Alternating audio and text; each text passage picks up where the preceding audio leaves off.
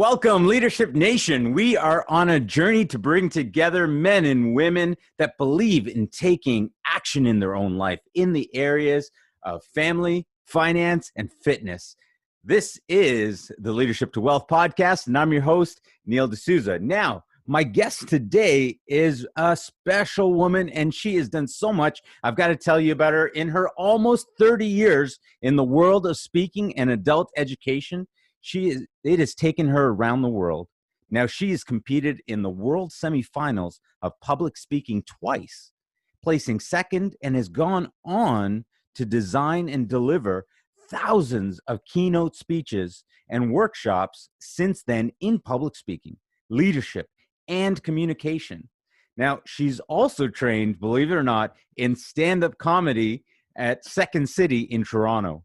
Now, she has held senior executive positions both in Canada and internationally, and has taught extensively at numerous universities and colleges.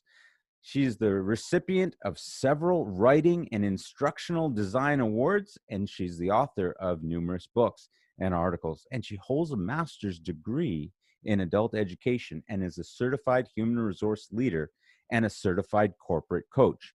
Now, there's more. She has discovered the link between, okay, be ready for this. She has found a link between being a good speaker and the ability to innovate, specifically how entrepreneurs can be heard and get their ideas acted on in their own organization. Ladies and gentlemen, Leadership Nation, I bring to you today Shona Welsh. Hi, Shona. Welcome to the show. Hi, Neil. Thanks. I'm thrilled to be here. Wow. Well, that was a mouthful. The funny thing about all of that is that does not even cover everything that you've done to date, because you've been so active in so many different areas, so many different organizations. Yeah, definitely. I look back on my life and my career, and sometimes I think, how did that happen? Yeah. But I think one of the things that is important in life is curiosity, right? So one day I got curious and I said to my husband, hey, you want to go live in the Middle East for a few years? And he's like, okay. Oh, so my goodness. Off we went. And that's kind of how we've lived our life. You start in one place and the journey takes you to so many different lands in your case, apparently. Yeah, exactly. Okay. Well, listen, I want to dig into this, but before I do, we always like to start on this leadership portion of the interview. We always like to start with 10 rapid fire questions. Uh-oh. And so it's a simple yes, no, or you choose, something along those lines. Okay. And it's something I just like to ask of leaders and see how they respond, what their preferences are. Ready? Okay. I'm ready. All right. Okay. Question number 1. I make friends easily. Yes. I have a vivid imagination. Oh, yes. I worry about things. All the time. I love large parties. Depends on my mood. Repeat that last part. Depends on my mood. Okay. Depends on the mood. Well, I'm half introvert, half extrovert. So, if I'm in that extrovert vibe, I'm in. If I'm in my introvert vibe, yeah not so much. Okay, got it. So you reserve the right to choose. Absolutely. Oh, perfect. Okay. Fancy day at the spa or fancy shoes? Oh, day at the spa, hands down. Solve complex problems or sweep the deck at a cottage? Oh, solve complex problems. Oh, okay. Yeah. Favorite hobby or sport? Traveling. I know that's shocking. I've just never had anyone put that into the favorite hobby or sport, but absolutely sounds great. Yeah. That should be a hobby. Favorite book? My favorite book. Yes. A Wrinkle in Time. Recently made famous by, of course, the movie, but when I was 10 years old, I must have read that book a million times. And so it always is the thing that pops into my mind first. Yeah. Right. Yeah. Right. I did not know that that was a book previous to. I've only seen the Yes. movie, made famous Disappointed by movie. the movie. Disappointed. That book when I was 10 was all about dreaming and possibilities and imagination in the future. And I Wow. don't know. I think you get your own kind of version of stuff in your head. So movies can either help with that or Right. detract from that. Yeah. Right. Yeah. Well, not having read the book, uh, I actually didn't like the movie at all, but Yeah. Okay. So we're on the same page on that one. it had some it had some interesting. We're not a movie review. Let's move Yeah, exactly. on. A place in the world you'd like to visit. Australia. Australia. There we go. Yeah, that's the next trip we're planning. We're in pandemic. Okay, you know what? We're gonna plan our trip and we're gonna just Oh, go the minute we're free. Yeah, beautiful. yeah. Okay, now here's a little introspection here. Do you have, or what do you see as your superpower? Whew. Oh gosh, that's a fabulous question. My superpower is, I think, not holding grudges. Like I can get really Ooh. mad or really upset, but I also can let it go really fast and just Yeah. move on.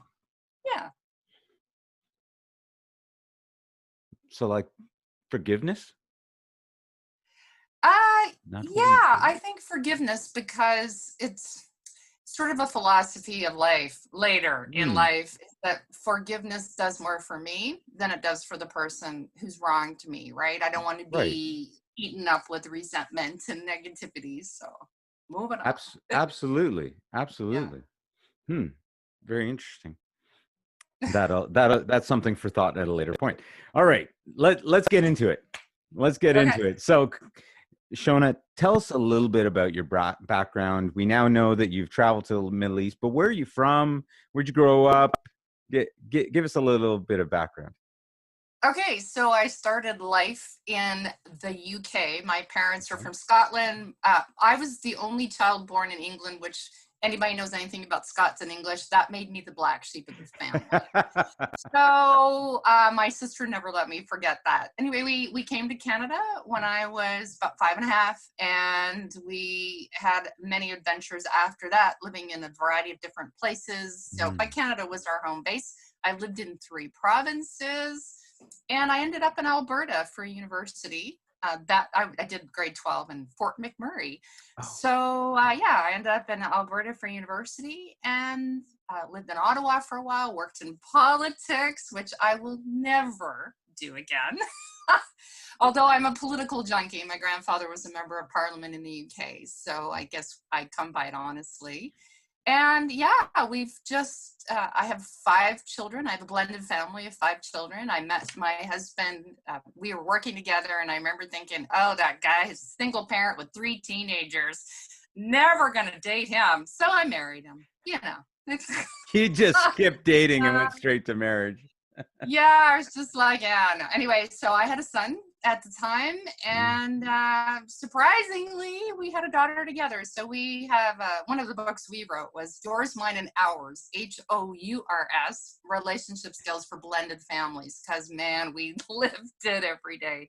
Wow. That probably has taught me more about conflict resolution and diversity and all of that. So Mm. that has been a really pivotal experience in my life. And now that all the children are grown, my youngest, the ours, Yeah. is about to turn 21. We have 2 grandchildren, Okay. and our family's like the UN. My two I've various people married our children from various countries. So when our family gets together, they're like 5 different accents, and it's fantastic. I love it. Uh, there would have to be a lot of different meals, types of meals as well to go along with that. Absolutely. Yeah, absolutely. Oh, okay. So there's a little bit about where you're from Yeah. and a number of the places. Just a quick question: with all that jumping around, Yes. what have you seen an impact on that for you, in just in your own life and process of growing up? Have you seen that impact? Yeah. Yeah, sorry. Yeah, of course, I've thought about this a lot. My sister and I have talked about it and how it impacted us differently, different personalities. For Yeah. me, and I used to say to my dad, he was an engineer in the construction business. So that's why we moved. Like, you build something, you're done, you move on. Right. So we moved about every 3 years. And while at the time I hated always being the new kid, and I used to complain bitterly to my parents about this, what I finally said to my dad as an adult is, wow, you have unwittingly prepared me for the economy of the future, right? The gig economy and working on contract. And, no longer do we live in a world with 40 years and the gold watch at the end of it. So it really taught me that I could deal with change and be flexible and build different skills. The other thing I think it really taught both of my sister and I was just an appreciation for all the diverse people and cultures and experiences you can have in the world. Those are the great things. Yeah. The kind of the downside is whenever someone asks me, hey, where are you from? I go, I don't, people go, why is that such a difficult question? Well, I can tell you where I was born, but it means nothing to me because I've never been there since I was 2. So I don't have a hometown, and sometimes that can feel a bit rootless. Like I look at people going, oh, I just went to my, 25-year high school reunion, and I'm like, I don't even remember people that I went to school with for the most part. So there's a bit of rootlessness and feeling like you don't have that kind of solid base behind you. And it's like everything else. There are pros and cons, right? Yeah. Yeah. Wow. That's very interesting to me to hear that background, because now I'm interested to find out a little bit of how that's played out for you in business a little bit. But before we get there, you, tell us a little bit about your journey. You mentioned about going to school in Alberta, but Yeah. and being involved in politics, but there's a journey in there. It didn't just, oh yes, I went there and then I got into politics and public speaking and two public speaking world competitions, and and and you got to share a little bit more about that journey and how you went through. Did you fall into some of these things, or tell us a little bit? I mentioned at the beginning curiosity. Right. So I think in the sense I did fall into some things just because I'm curious about stuff. Oh, that Yeah. sounds cool. Let's do that. But at the same time, I have to tell you, I am a planner and a goal setter. I have been Okay. all my life, and I attribute this to my father, who was really big on that. You and I were talking earlier about being from an immigrant family, Yeah. and my father was determined, as so many immigrant parents are, that you will get a good education and there will be no ifs, ands, or buts about it. So I grew up knowing that everything I was doing was designed to get me into university, because for him, that most immigrant families, that's the ticket. Yeah. So I think that's where the goal setting comes from. But I think you can be a goal setter, but you also want to take the opportunity when it's presented to you. So it was a little of both. So my journey kind of looks like this. I studied English at the University of Alberta in Edmonton, Got it. and fancied that I would be the great Canadian novelist. Okay. And got to my 4th year, and graduation was near, and I went to see a counselor, and I said, hey, I'm going to have this wonderful English degree. What do I do? And besides being the great Canadian novelist, and he looked at me and he goes, well, you could always teach. And I was like, oh, no, I can't. And I think that had to do with, like, in those days, I thought about education as being a K-12 teacher. And while Right. I am weepingly Okay. grateful for all the teachers I have had in my life and my children's lives, yeah, that's not my thing. Right. Which is so ironic, because later on I ended up in adult education. Mm-hmm. So I started out working for the government in public relations and marketing, writing, doing a lot of writing, using my writing skills. And one day we moved to Northern Alberta, and I ended up in a job that was kind of a combination of marketing and PR Yeah. and doing workshops. And the Yeah. more I did the workshops, I just went, oh, this is it for me. This is my calling. Never looked back. And then one day we moved to Saskatchewan, and I ended up with this amazing boss at the University of Saskatchewan who said, God, you're really good at this. Go get your master's degree. And that was cool because when you find something in life that you're intuitively good at, you Right. don't always know why things work in the classroom. You just know that they do.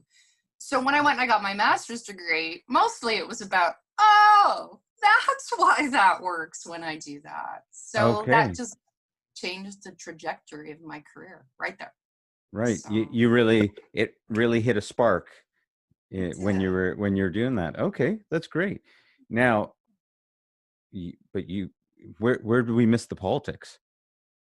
Oh, so politics Because was I'm even really before. interesting how you got into Yeah. politics and how you managed to get Yeah. yourself out. Yeah. So I was very young. I was 23. And you Okay. know, when you're 23, you're pretty sure you know everything, Mm-hmm. right? You're pretty smart. Absolutely. And I have dreamed of being in politics, and not because of power or any of that, but because I am one of those, I like to make a difference in the world, right? That's kind of Right. one of my personal mantras is how am I going to leave the planet better than when I got here? Mhm. So because I'd grown up, all about politics, I had a job with the Alberta government that had me interacting with a lot of members of parliament, and in Alberta, they're called MLAs, like MPPs in Right. Right. Ontario. So I dealt with all of them. And one day, one of the MPs said to me, hey, you're good at this, writing speeches and all this. Why don't you come work for me in Ottawa? So I'm like, yay. So I did. And what life-shaping experience it was, because as the old saying goes, it's not necessarily a good thing to see how the sausage is made. And uh, politics is a dirty business. And the other thing I learned it was so great. Like, that's not me and not my values, and I need to get out. But the other thing I learned was after about 6 months of doing it, I realized I'm working for the wrong party. Because in those days, no email. I would get briefing notes from party headquarters in the morning because I had to brief my boss Right. and one of the ministers for a question period. And I would get the briefing notes and I would read them and go, I don't believe this. So I remember about 6 months later going, oh no, you're working for the wrong party, which is great because it just Right. helps you figure out where you sit and Right. what your values are. You were young and you were learning and growing in your understanding of yourself and what you believe. Absolutely, which is like our 20s, right? Who Yeah. am I? How do I want to show up? Yeah, Yeah, exactly. absolutely. Absolutely. I'm still trying to figure out how I want to show up to. A Um, lifelong thing. as I told you earlier, I thought about putting a poncho on and recording this show. But uh, we digress there. So I've got to ask the question. You're Okay. Because you're going through so many different things. How did you then? I'm going to jump forward. How did you break into starting your own business? Okay, so that is a little interesting story. Okay. I was working Because for everything to this point looks like you're going to have a very successful career in education, in politics, in all of these, in the corporate structure, but then right. something happened to and you came out of that. So I've got to hear about that. Yeah. Okay. Okay, so the thing that happened was, and we talked about going through your 20s and figuring out who you are. And the thing Right. that happened was I had been working for a multinational engineering company Okay. at the time that I started my own business. So I would have been, I think, yeah, I was 40 when I started my first time I started my own business. And I realized I started working at a university when I was 21. So at this point I've been working for 19 years and I started to see a pattern. And the pattern was I'd start off great. I'd be enthusiastic. And I'd never worked for people I didn't believe in what they did.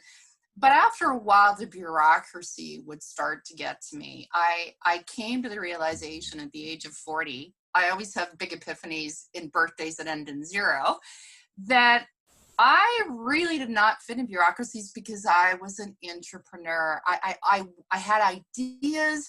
I wanted to get them done. And this waiting 18 months, 2 years, going through 5 levels of approval was so frustrating for Mm, me. Because once I get an idea, it's like, let's go. mhm. Now, one of the things that Wait, can happened can was you I give us a definition of an entrepreneur? sure, yeah, that's a good question. An entrepreneur is basically an entrepreneur, which we all know about, but you work internal in an organization. And so you don't Yeah. want to start your own business. You like the perks and the Right. people and the team and all the Right. rest of it. But Right. you're that innovative person with great ideas that wants to push the organization forward. So Right. good question. Great. So I Love figured it. out that's who I was, Right. right?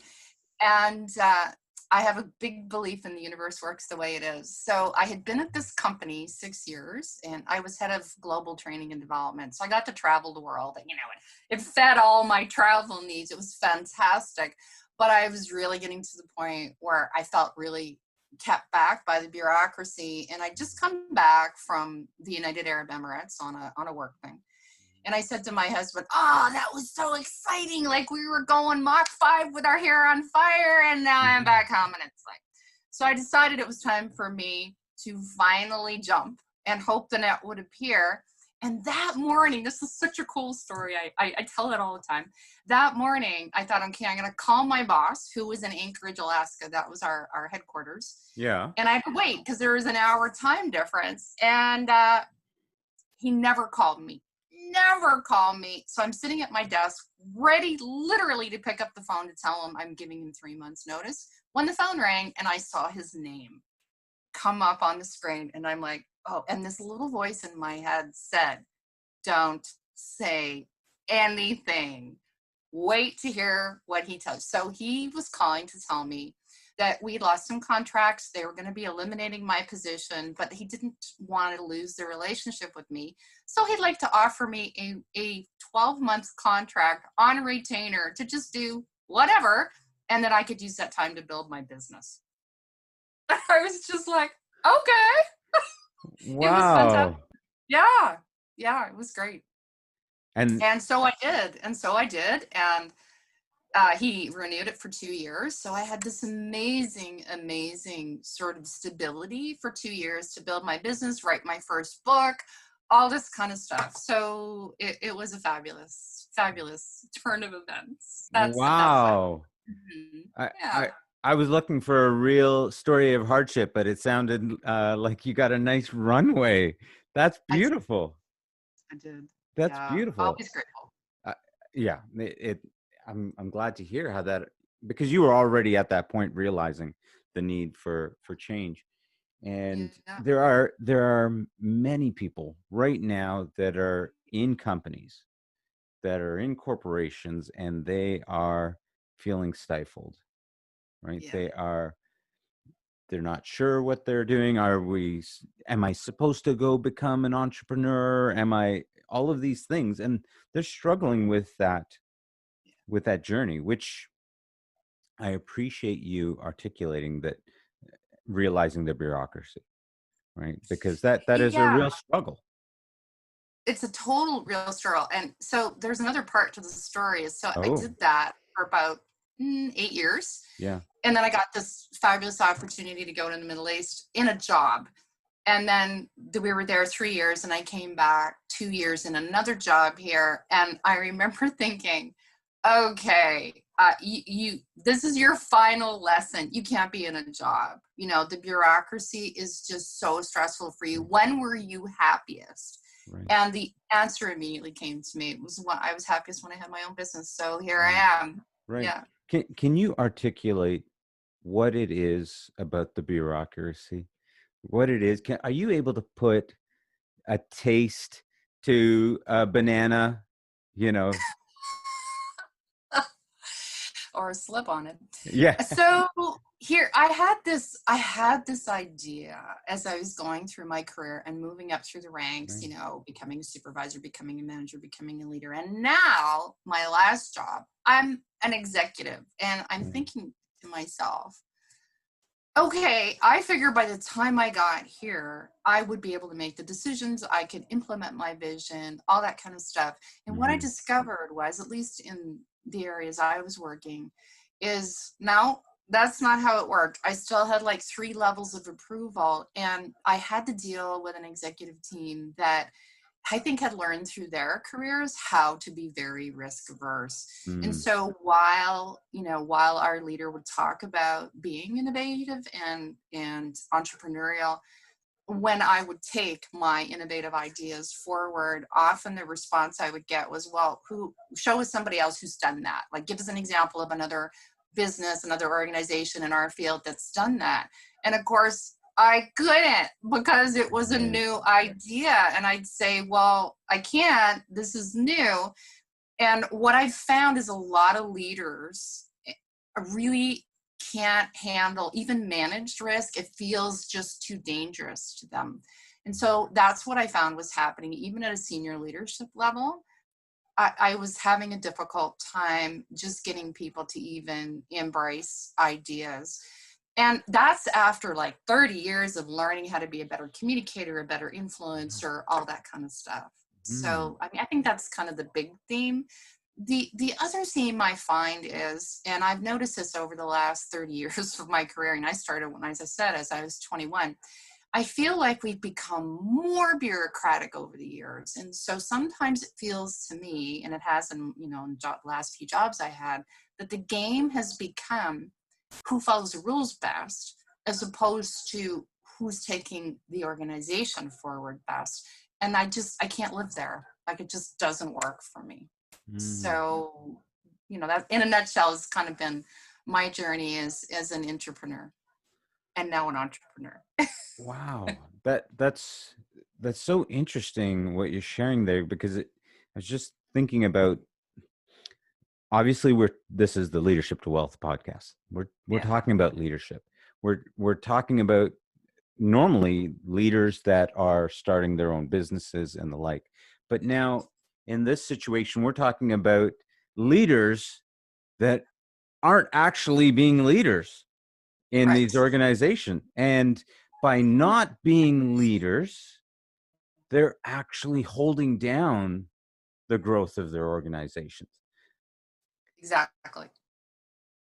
Now, it Exactly. occurs to me that that also stifles those people underneath, those people that report to them and the like, is what you're sharing. And so Yeah. it's now occurring to me, it's not that surprising that No. so many people, young people, are finding themselves not, I don't want to stay here, and moving to somewhere else. I mean, amongst a whole host of other reasons, but Yeah.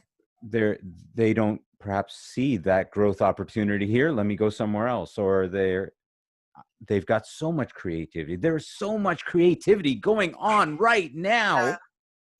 Yeah. Why in the world? And you talked earlier about the gig economy, right? Yeah.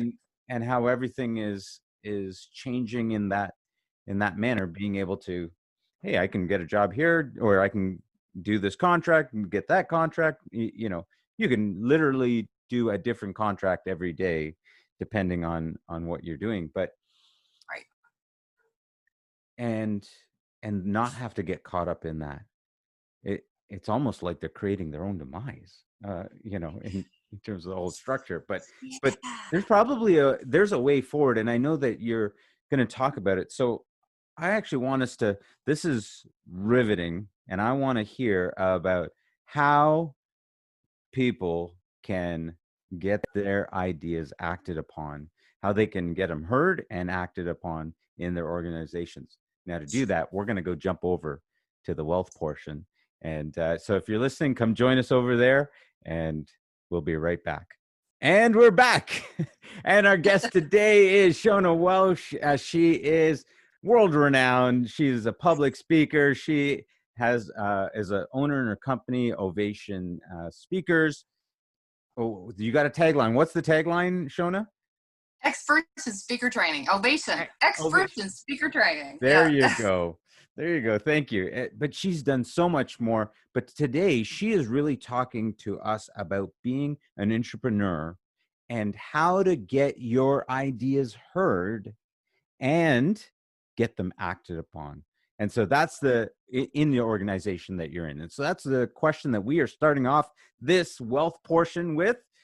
Shona, again, thank you for joining us here on the My pleasure. wealth building portion of our podcast. Now, come on, you've got to tell me a little bit now about what you teach.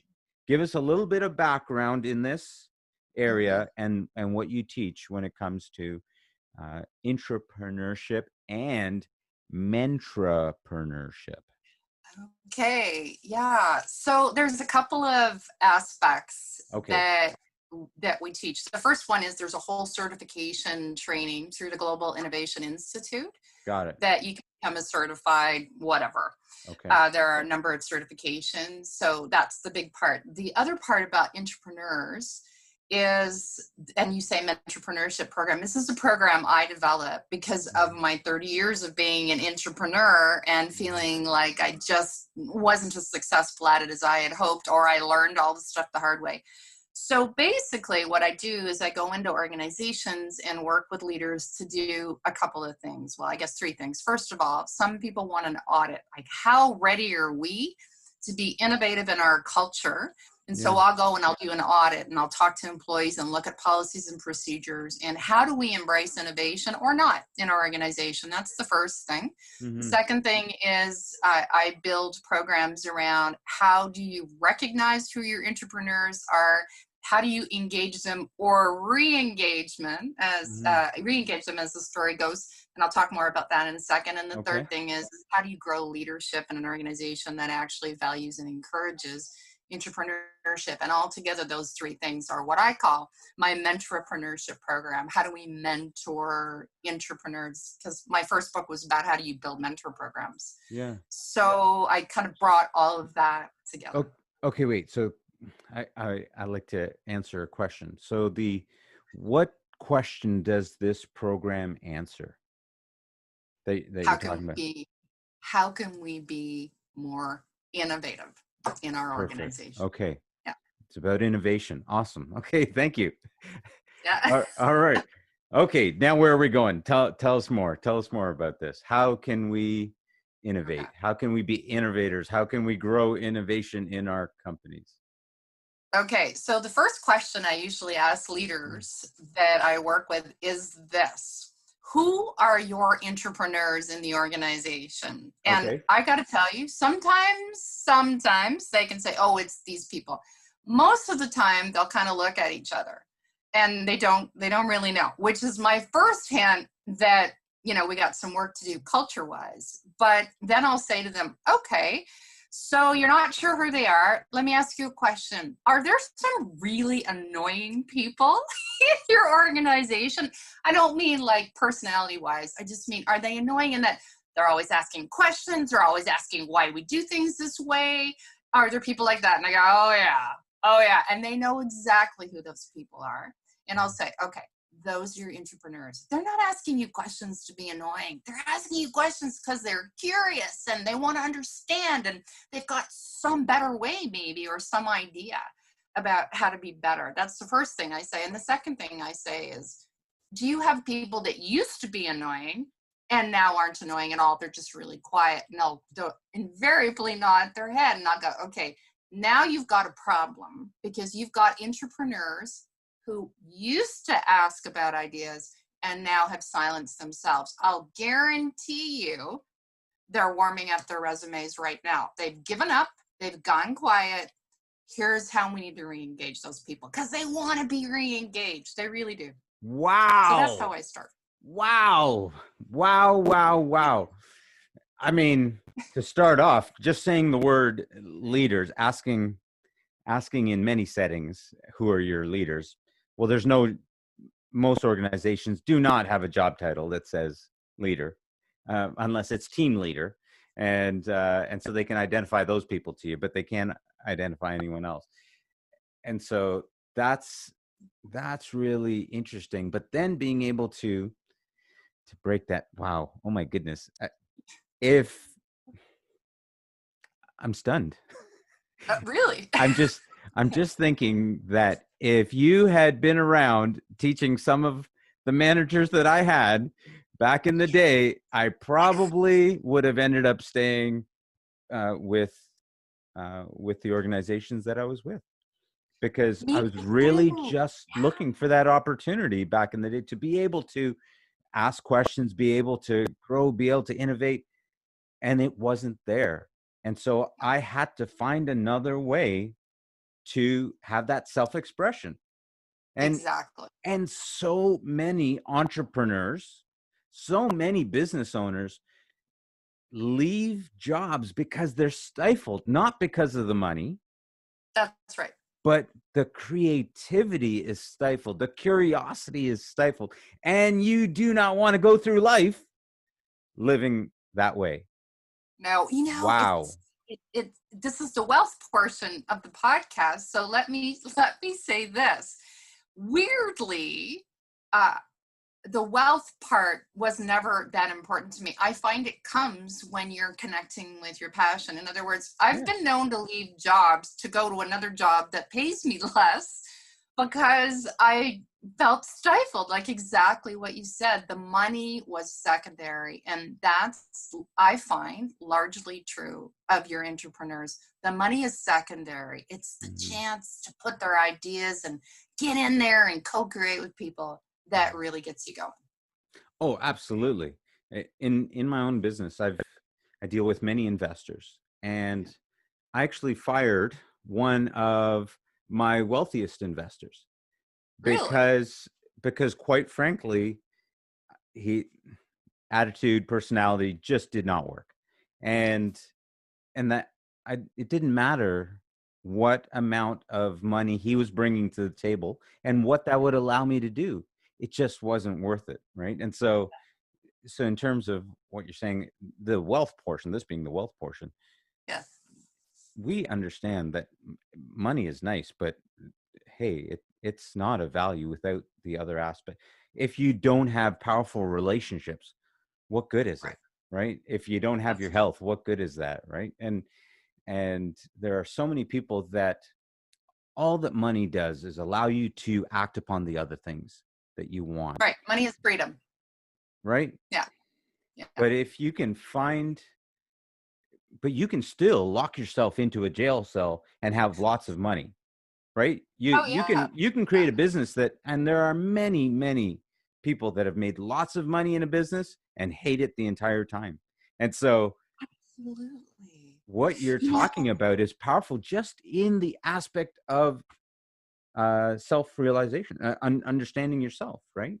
So sorry. exactly. I remember, no, it's so fine. No, it's great. I remember working in the government, and I was in my 20s, Yeah. and there was someone in their 40s that I worked with, had worked for the government ever since they started. And they had one of those clocks on their desk that was like the retirement countdown clock. It was like 13 years, 9 months, 7 days, and 2 hours, and I will be ready to retire. And I remember thinking to myself, seriously, you want to live your, and this person hated their job. And I remember in my 20-year old fashion saying, why would you stay in a job Mm-hmm. that is sucking the life out of you Mm-hmm. and then retire at 65, when all of the research shows that if you retire with no plan and no goal, you will often die within 3 to 5 years.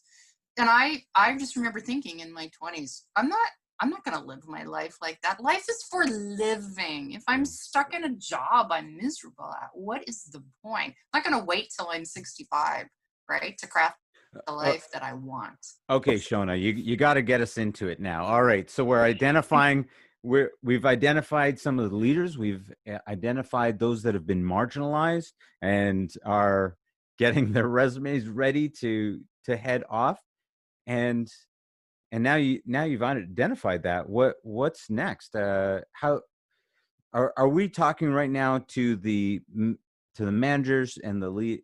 I'm going to call them the managers and the executives of organizations, or are we now about to get into the individuals themselves, because I'm really interested on how they're going to marry up the public speaking and being heard and getting their ideas acted upon. So come on, Right. help me here, Well, I because think, right now all you've got me in is remembering bosses that wouldn't let me create new ways of doing things. right. Well, I think it's both and. So Okay. you have to start first with the leaders and the Mm. culture in the organization. If you want to keep and encourage your entrepreneurs, and I think now in the days of COVID, more than ever, we need to make sure we're engaging in keeping those people and acting in their ideas, because we've got to, reimagine how we do business. And then I'll talk a little bit about what I learned in terms of what speaking allowed me to do and get Okay. ideas. Okay. So the first thing is with leaders is taking a hard look in the mirror about how much risk we're willing to tolerate, Okay. and what that looks like in terms of managing risk. Now, there's never going to be a new idea that is riskless.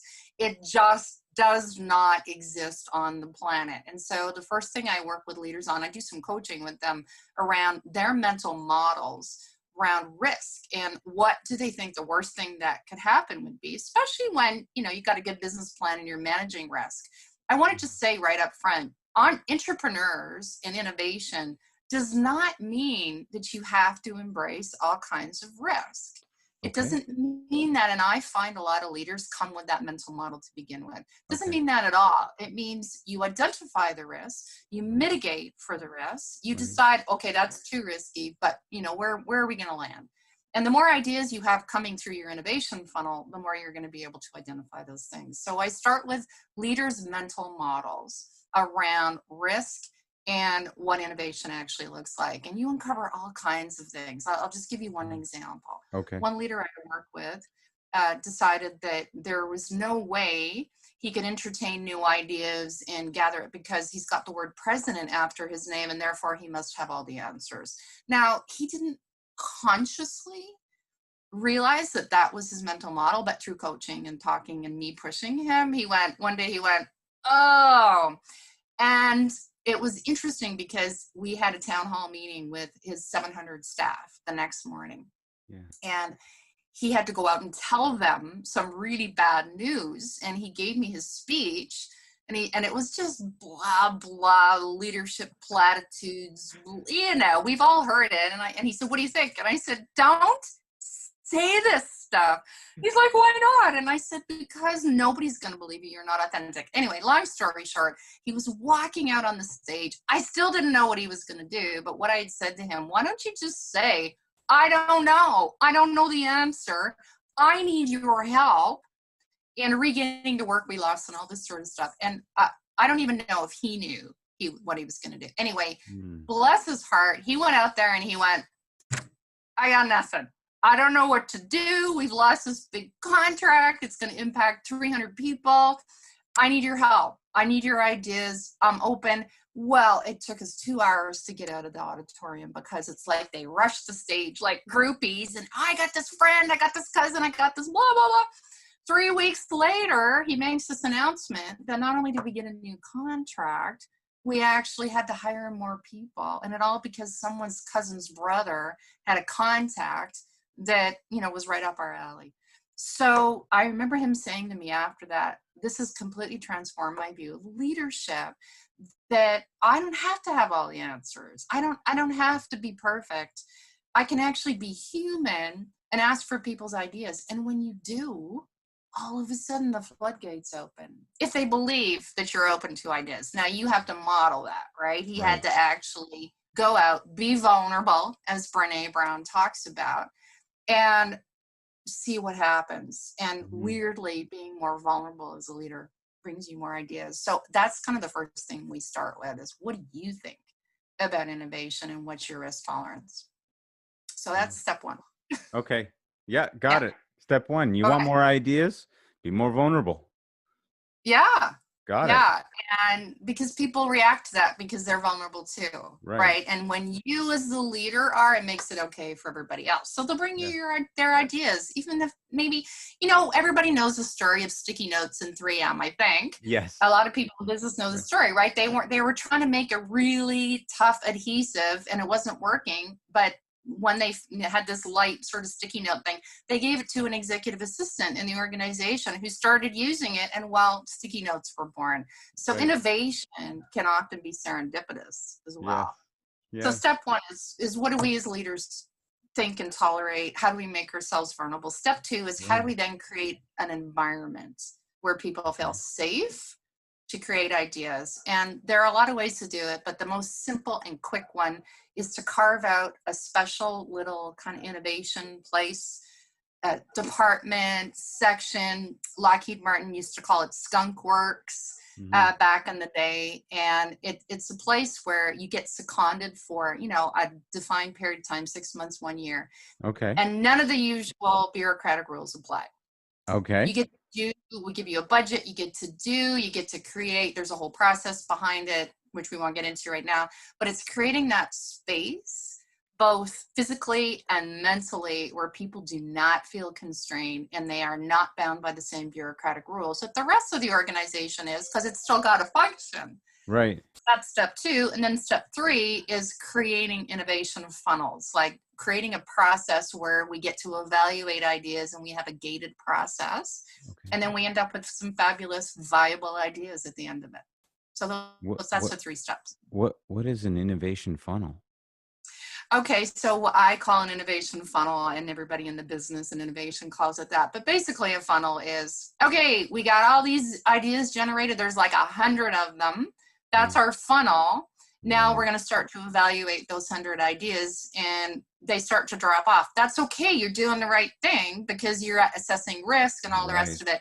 You might end up with 5 gems out of those ideas, and that's what you're going to put your resources and your time into. Right. Yeah. Right. Yeah. Okay. So now we've now talked about top down. Yes. Right. You've talked about managers, executives, and how they can change their organizations that way. Now, what about the entrepreneurs that are being stifled in an organization and they don't yet have that from up top? Is there something they can do to now be heard? Here's where public speaking comes in. Oh, okay. Okay. Yeah. My life as an entrepreneur was not that successful in my 20s until I started going to Toastmasters. I credit Toastmasters with like the genesis of kind of my whole philosophy and how to influence without authority. Because when you're younger and you're not in that leadership role, even when you're in a leadership role, authority comes from, to a certain extent, title, but you still have to get people on board. They have to want to follow you. You have to get your colleagues on board. So I realized that coming out like a bull in a china shop, why are we doing this? I got all these, people feel threatened by that. Right. And I think almost every entrepreneur I know started out in their career they're just like, oh, right? It's not effective because people get worried and oh my God, what's that going to mean for my job? If I do this more efficiently, why do they need me? Stuff like that.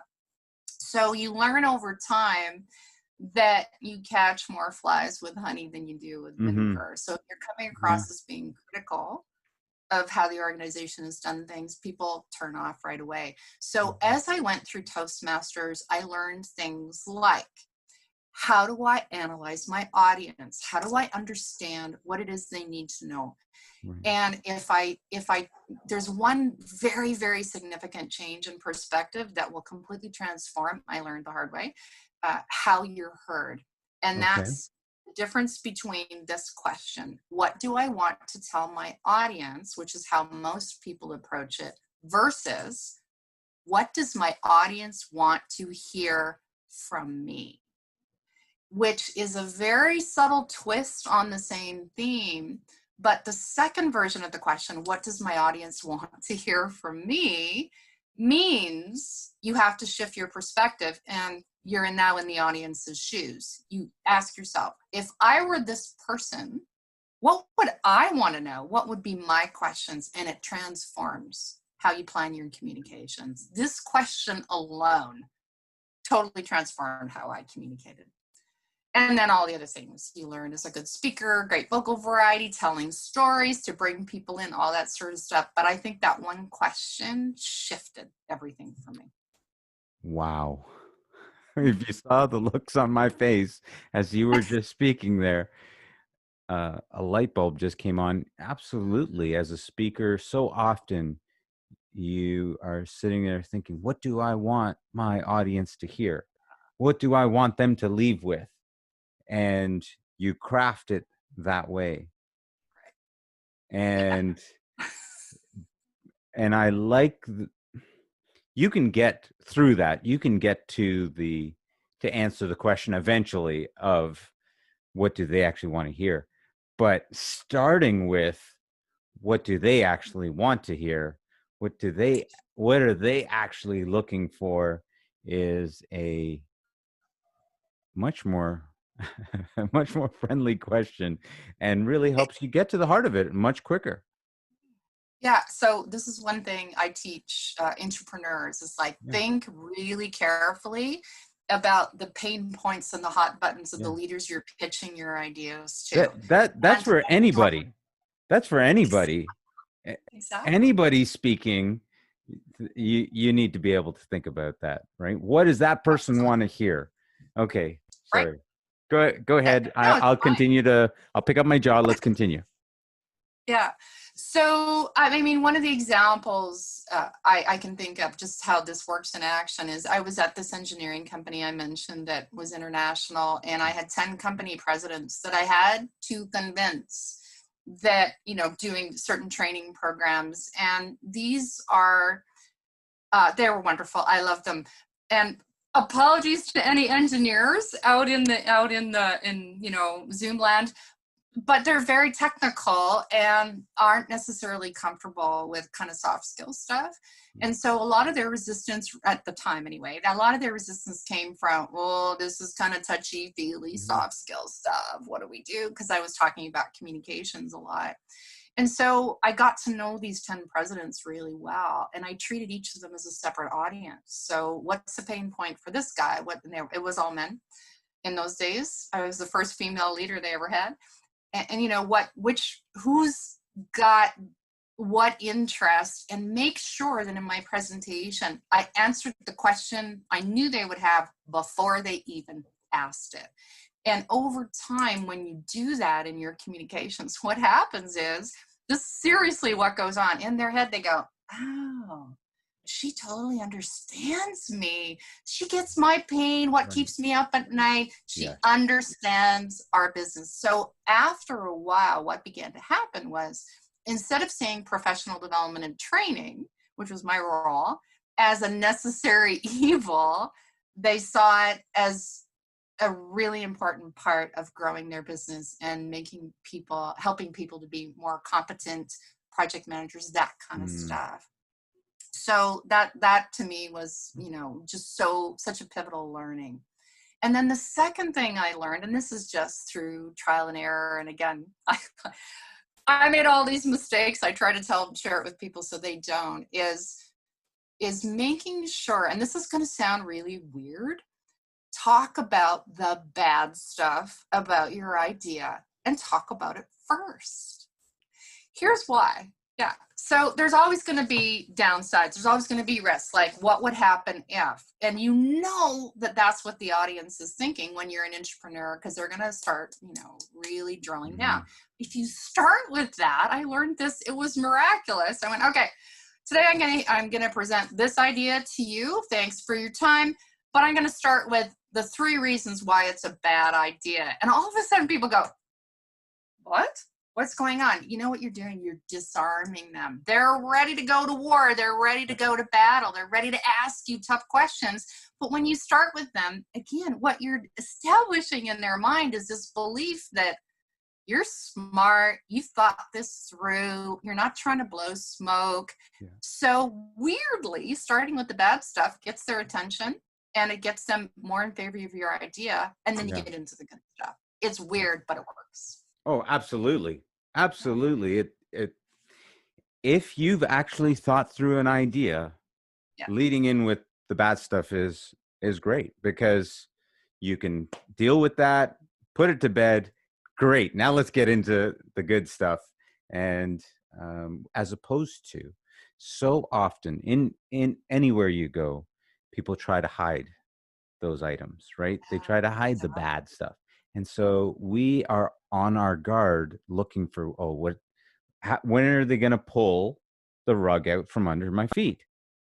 What is it that they've missed? They skip over all of your good stuff because they're now looking for the stuff that you missed or that you're hiding, the problems, That's right? The issues. That's right. Yeah.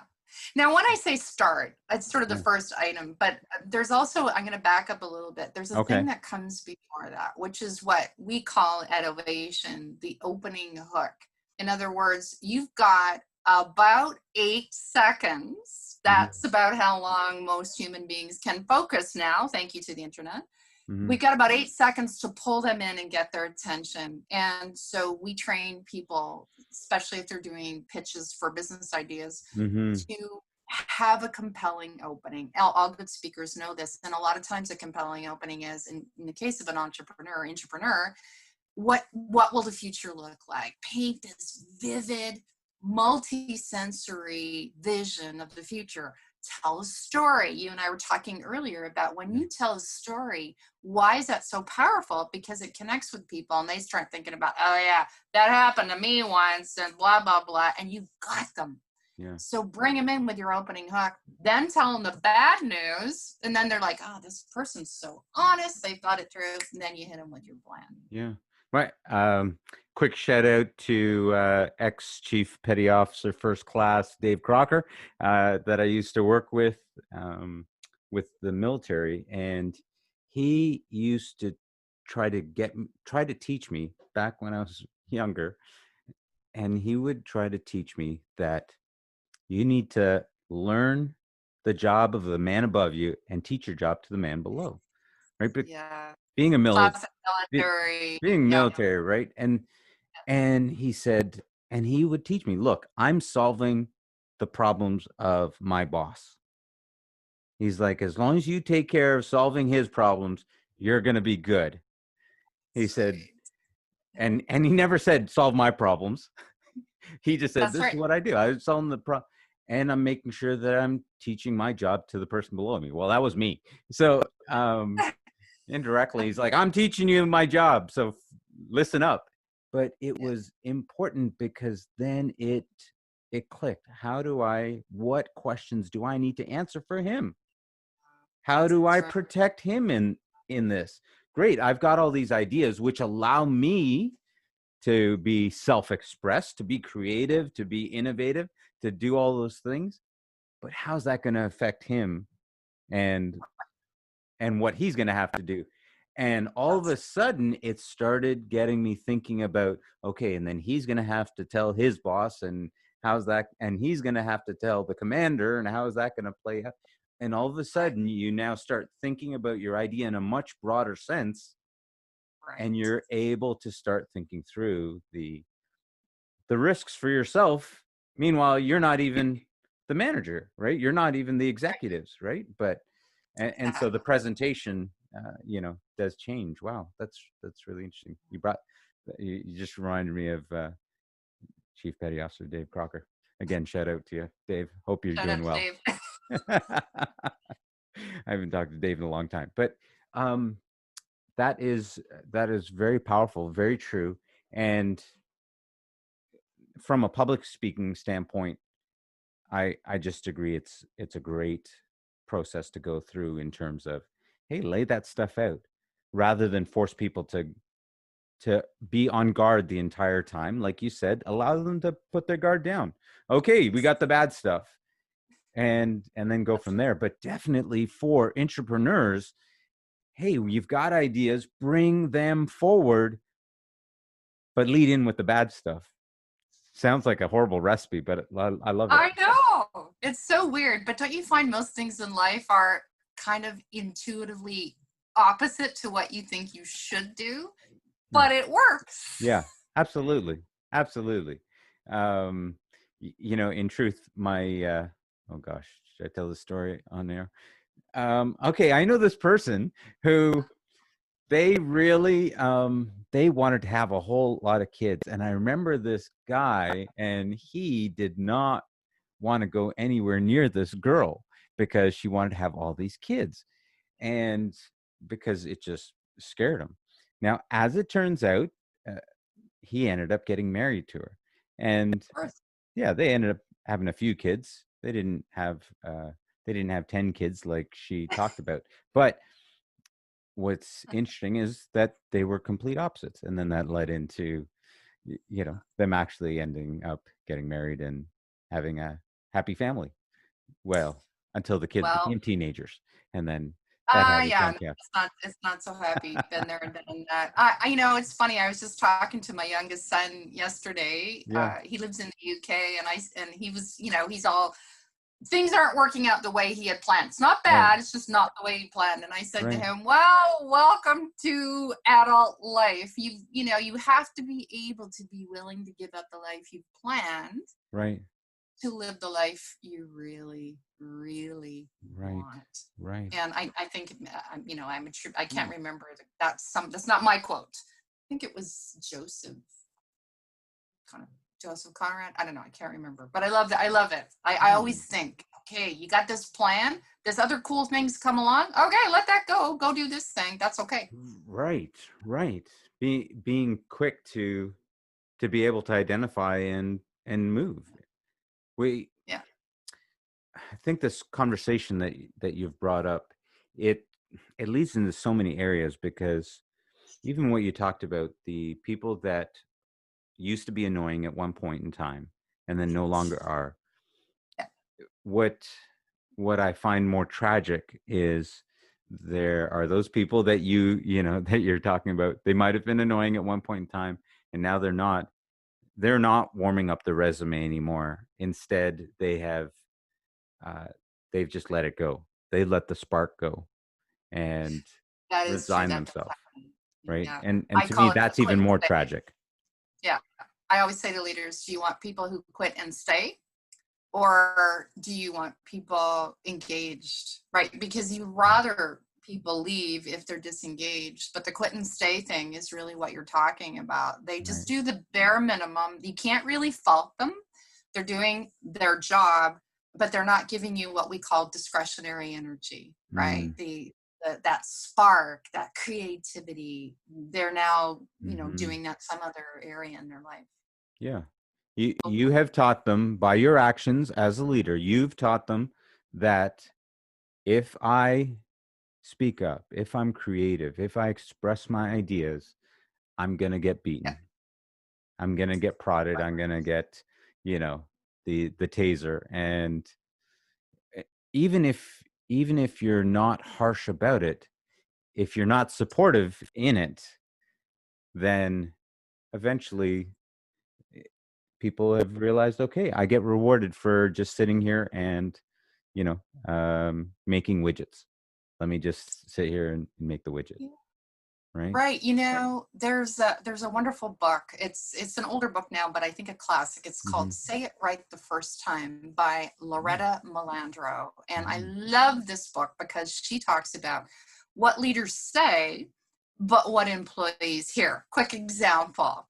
Leaders say, "Oh, we got this great new contract, great opportunities." What employees hear? More work.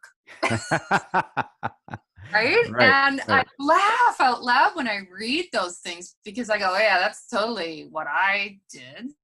That's Yeah, how I reacted. So, right. thinking about as leaders, what messages are we sending and how are people actually hearing it? Okay, so if you were the leader, how would you lead in on that conversation for the with the new We, contract, and you're telling your employees, how would you lead that in? so here's what I would do, and this is what I have done with staff when I Yeah, actually became a senior leader. I said, okay, we've got this great new contract that you contributed to. What parts appeal to you to do right. in this contract? Or and if they go, well, this part appeals to me, but I got this other thing going on. And I'll say, all right, what would you prefer to do? And I teach, like, as the certified coach, I teach people coaching approaches too. Right. So I'll say to them, I've trained my staff to do this. Okay, Shona, thanks a lot for that brilliant idea, things you want me to do.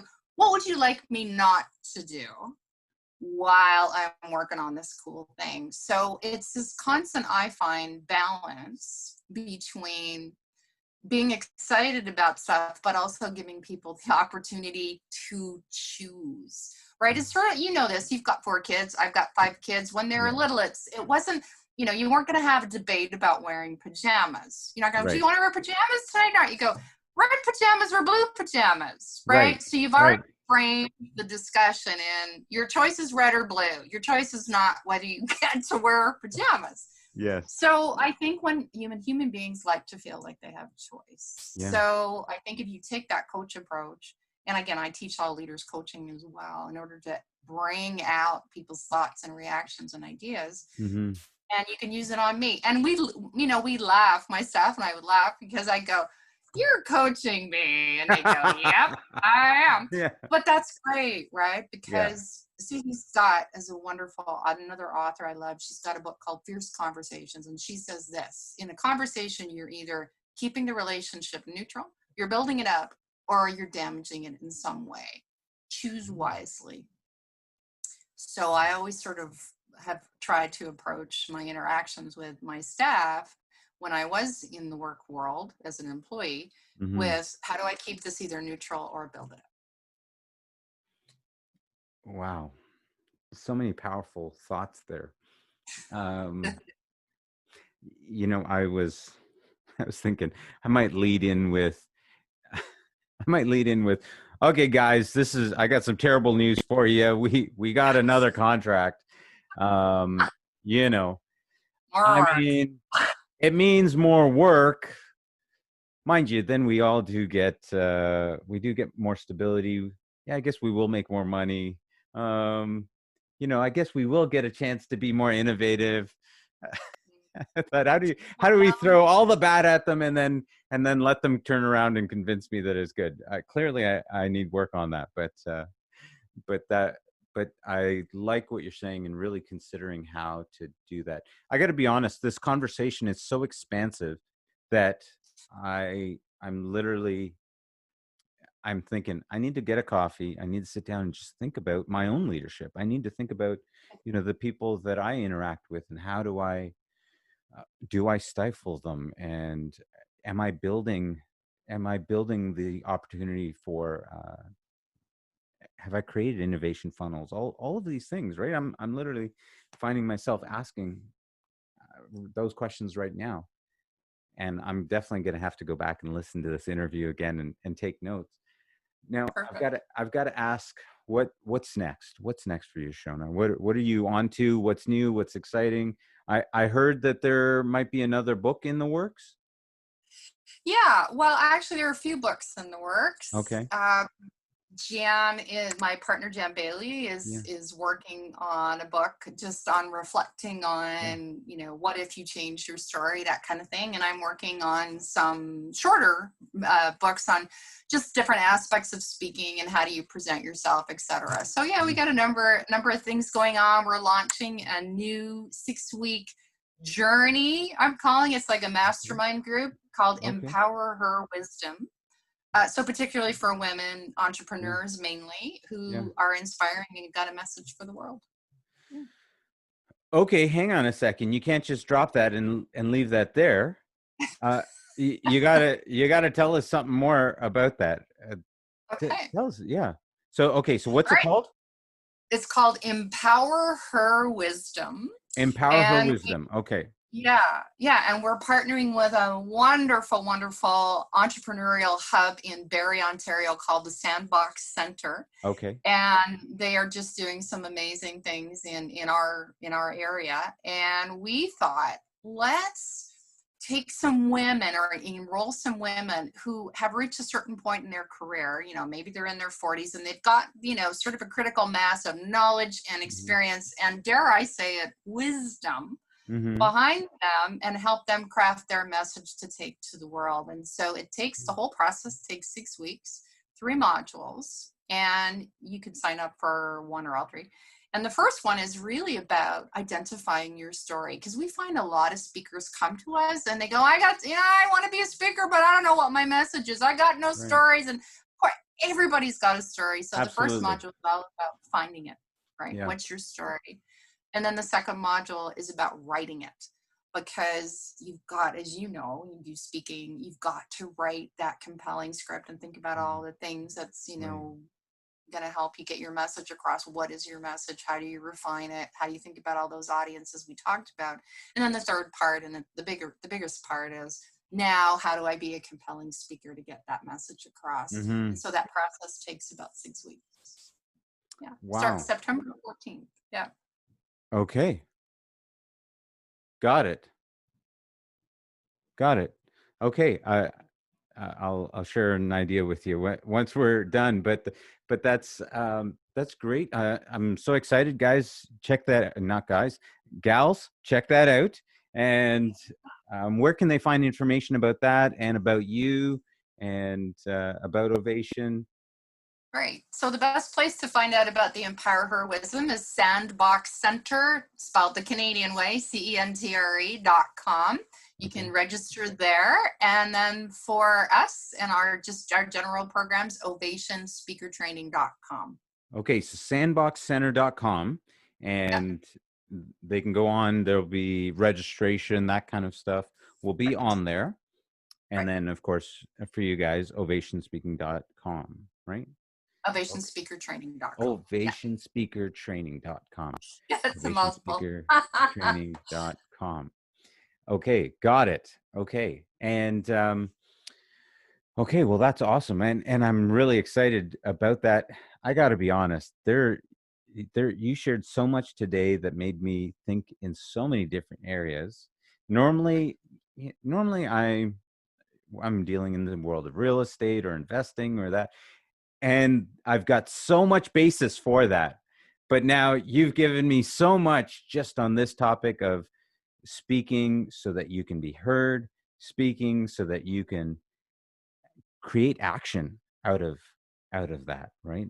See the action taken, whether you're a leader with title or a leader without, and being able to fulfill on the things that you want to make a difference in the world with, right? Whatever company you're in, whatever business, whatever you're doing, I think that applies across the board. Absolutely. Wow, very powerful. Well, any parting message that you'd like to leave, Shona, before we say goodbye? Sorry, you were cutting out there, Neil. So I Oh, didn't hear anything you okay. said. I was just saying, any parting message before we leave?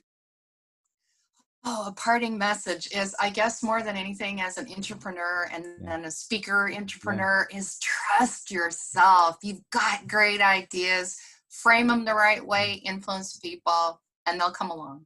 Wow. Thank you. Shona, thank you so much for coming on the show. Thank you so much for sharing all these ideas with us. And we definitely look forward to seeing some feedback, seeing the your 6-week training that's coming up, and just getting to know you guys more and being in contact. I know you guys are doing great stuff there and around the world, but definitely looking forward to more in the future. And maybe even when all of these restrictions disappear, we might be able to connect up in your neck of the woods. That would be fantastic. Thanks so much. It's been so great to talk to you today. All right. Thanks, Shona. Take care. You too. Bye. Bye.